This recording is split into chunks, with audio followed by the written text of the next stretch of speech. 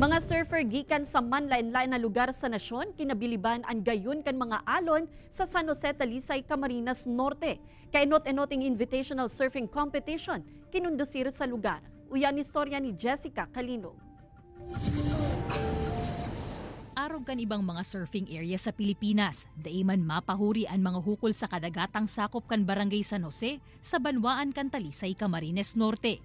Kasabay kaya kan kainot-enoting invitational surfing competition na kinundusir kan lokal na gobyerno. Nagbisita digdi asin nagpatiribayan ang mga surfer nagikan pa sa manlain-lain na lugar sa nasyon. Napabilib man ang mga bisita sa gayon kan dagat pati na ang mga hukol na swak sa saindang surfing experience. Maganda po yung spot nyo.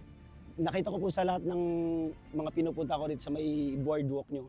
Ang dami po lahat ng spot. Dahil first time ko dito sa Talisay, napakagandang lugar. Kasi kaming mga surfer, na-appreciate namin yung more on sa nature. Tsaka yung malinis at friendly yung mga tao. Sigun sa Municipal Tourism Office, haloy nindang pigprepararan ang nasambitan ng aktibidad na obhetong ipabistuan kayon kan lugar, bako sa nasa Bicol, alagad pati na sa ibang rehiyon. Naglalao man kaya ang LGU na dakulaan magiging ambag kaini sa pagpapauswag pa kan turismo sa lugar.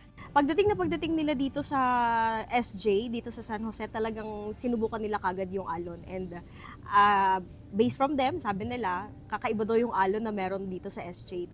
Sa ngunya, naglalaom ang mga otoridad na mas mabibisto pa asin mapapabali ang kadagatan sa Barangay San Jose kumo saro sa may pinakahalabang stretch nin hukol asin magagayo na surfing spots sa bilog na nasyon. Ini si Jessica Calinog, Balitang Bicolandia.